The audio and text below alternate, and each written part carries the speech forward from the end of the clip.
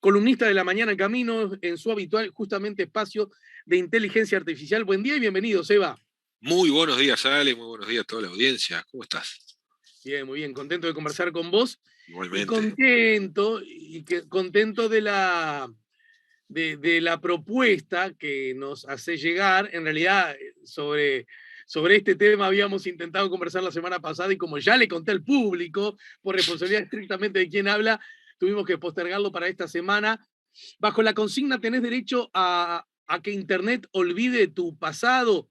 Bueno, sobre esto hubo un encuentro bajo esa consigna, bueno, que expertos de nuestro país participaron, debatieron, hablaron de Google, hablaron de la LUC. Bueno, más allá del acontecimiento en sí mismo, me parece que pone arriba de la mesa un asunto que me parece que es buena noticia que obre en poder de la mayoría, ¿no?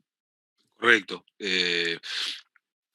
Estamos ante uno de los grandes temas que nacen de las nuevas plataformas digitales y bueno, que es protagonista en la agenda.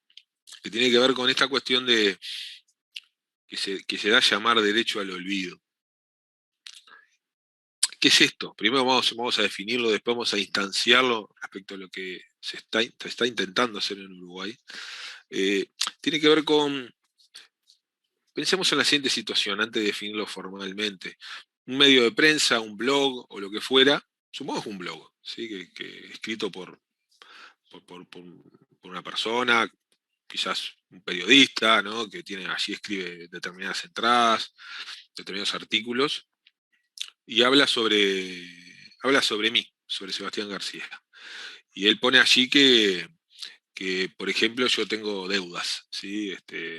Y bueno, y puede poner además que algunos aspectos sobre mi vida que son reales, eh, pero que quizás dentro de 3 4 años dejen de estar vigentes. Supongamos esa situación. Sí. Eh, entonces,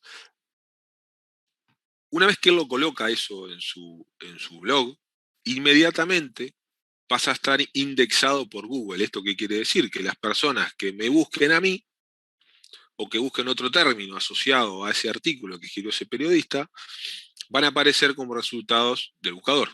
Entonces, si ponen Sebastián García Parra en Google, va a aparecer ese artículo que escribió ese periodista. Y yo puedo no estar de acuerdo con eso.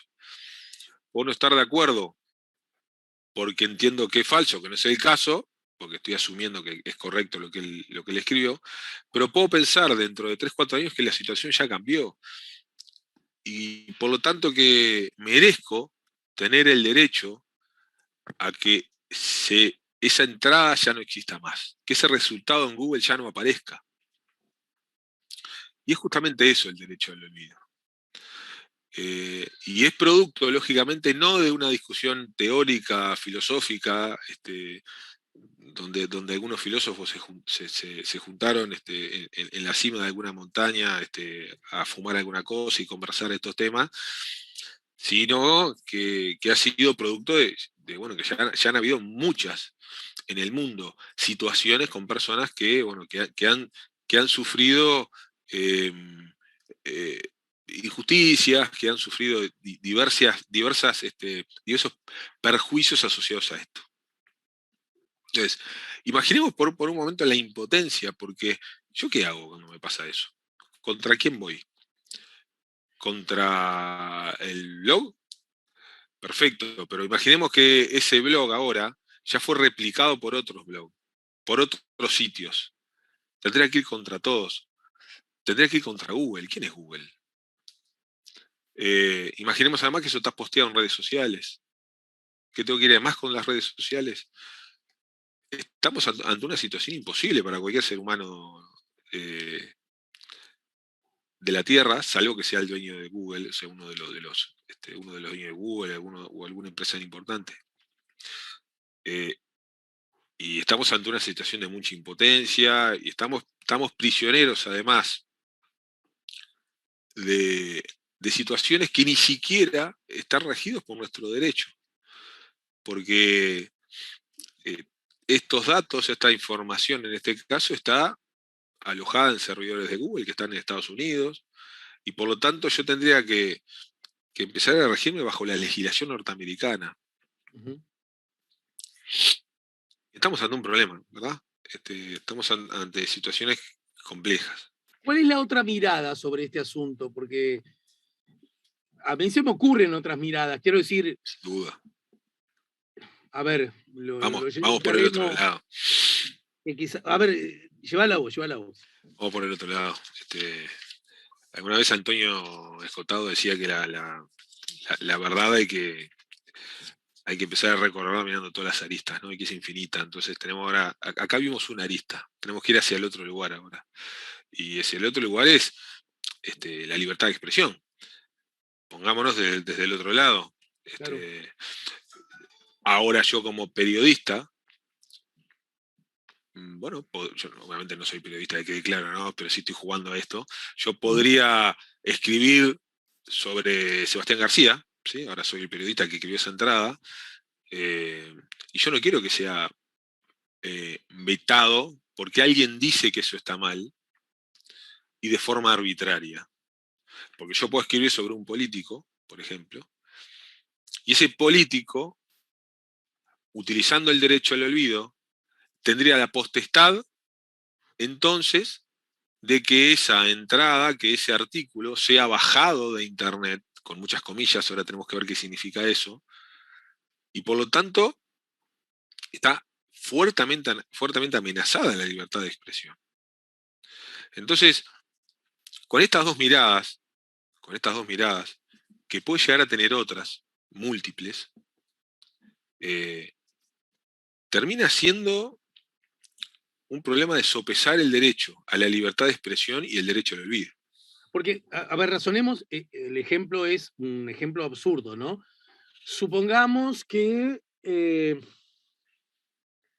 sé yo, Fujimori recupera la libertad, ¿no? Luego de haber estado preso por desde dar un golpe de Estado hasta delitos que incluyeron la esterilización obligada de población indígena, ¿no es cierto? Y además los asuntos vinculados a los desfalcos y distintas formas de corrupción. ¿Está de acuerdo? No me acuerdo. Y el tipo está en cana y el tipo sale, ¿no es cierto? Y sale y dice, está, yo lo que me pasó y ahora yo no quiero que se sepa eso. Y voy de vuelta por la elección. Y resulta que no, entre comillas, no nos enteramos de nada de esto, quien quiere volver a gobernar el Perú, porque él entiende que se ampara en el derecho al olvido porque desde el punto de vista legal ya cumplió con su pena. Yo tengo la impresión de que no es del todo justo para el público eso.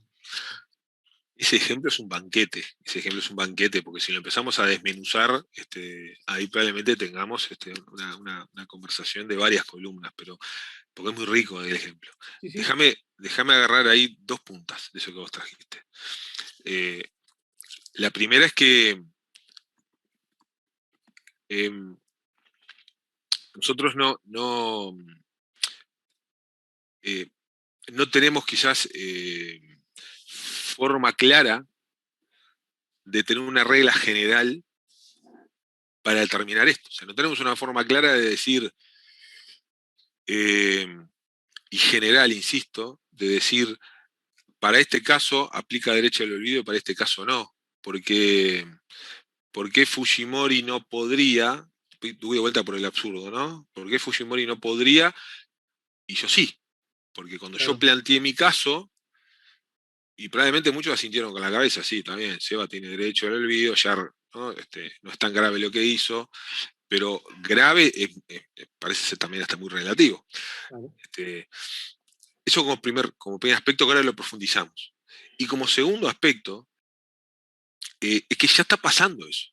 Ya han habido políticos en algunos países, para no ir muy lejos, México, que han apelado al derecho al olvido para intentar que artículos fueran bajados de Internet. Uh-huh. El caso, el caso Fujimori, yo decía, bueno, es grave. ¿Quién determina que es grave? ¿Quién toma la decisión entonces de que un contenido tenga que ser bajado o no de Internet? Porque convengamos algo también.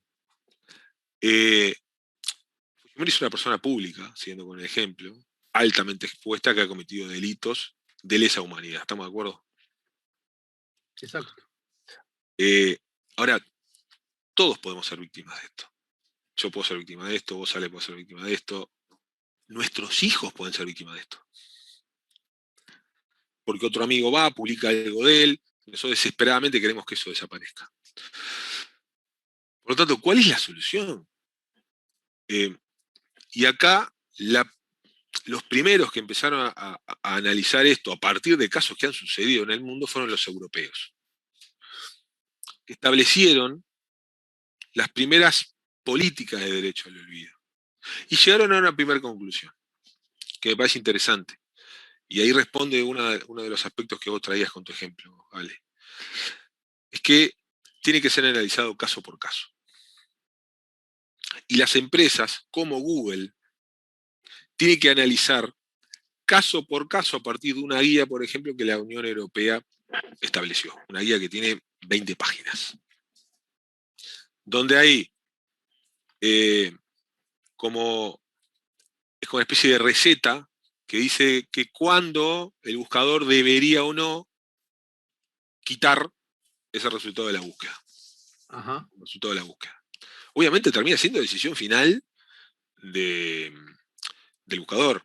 Que después si el buscador toma alguna decisión contraria a lo que está solicitando el usuario, eso irá a juicio, ¿está bien? Cosas infinitas para cualquier mortal. No para Google, ¿no? Para Google 10 años no es nada. Para un mortal 10 años es mucho. Entonces, eso como primera cosa.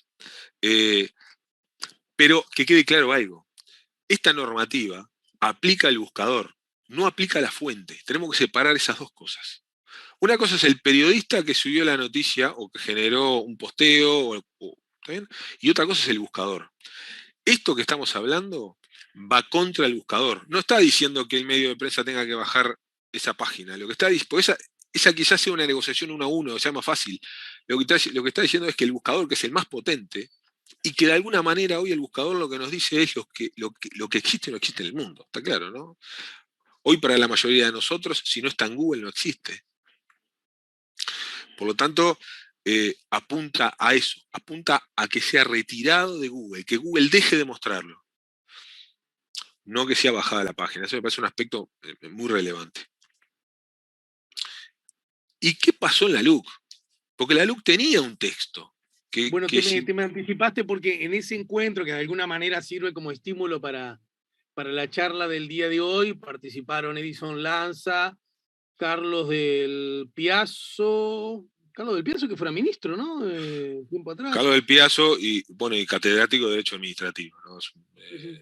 Fue ministro de Salud del gobierno de Lacalle, el padre del presidente actual. Felipe Rotondo, y además participó la propia gente de Google, y además del debate hubo alusiones a la LUC, ¿no es cierto? Correcto. Si me permitís, yo lo que voy a hacer es leer lo que dice la LUC, brevemente, porque esto fue retirado de la LUC, todavía no está vigente. Esto no entró en la LUC, no se votó este artículo que voy a mencionar ahora. Y lo que dice es esto. Toda persona tiene el derecho a que los motores de búsqueda en Internet, o sea, Google, por ejemplo, eliminen los enlaces publicados que contuvieran información relativa a esa persona, como fuesen inadecuados, inexactos, no actualizados o excesivos. Acá hago un paréntesis. Esto es muy laxo, ¿no? Teniendo en cuenta los fines para los cuales se recogieron, el tiempo transcurrido y la naturaleza del interés público. Asimismo, toda persona tiene derecho a que sean suprimidos, a su simple solicitud, los datos personales que le conciernan, que hubieran sido facilitados por él o por terceros, para su publicación en servicios de redes sociales o equivalentes. Esto no fue incluido, y los comentarios que hace, por ejemplo, bueno, el propio del Piazzo, dice que esto, y le voy a leer literal, dice, más que una definición era una descripción de un conjunto de conductas, no tenía base conceptual, lo cual estamos de acuerdo. Acá lo que decimos hay una serie de conductas, pero en definitiva no hay una definición clara tampoco de qué es cada cosa. A tal punto que si me apurás, sale, capaz que Fujimori zafa con este texto. Claro. ¿Sí? Porque quizás no están actualizados o quizás algunos son inadecuados y lo puede dibujar tan bien que de repente puede hacer que eso suceda. Y muchos políticos en varias partes del mundo ya están, como te decía, logrando hacer eso, en particular, insisto, en México. Esto no ingresó. Por lo A ver, tanto, me estás diciendo que formaba parte del proyecto inicial que dio eh, el gobierno, el Partido Nacional, parte del Partido Nacional en realidad, muy cercano a la calle, el presidente, antes de asumir incluso la presidencia y que después en el marco de la discusión parlamentaria, incluso con la participación de los propios socios del gobierno, eso fue desactivado. esto fue desactivado. El motivo de no incluirlo fue discutido en este evento que vos, Ale, relatabas.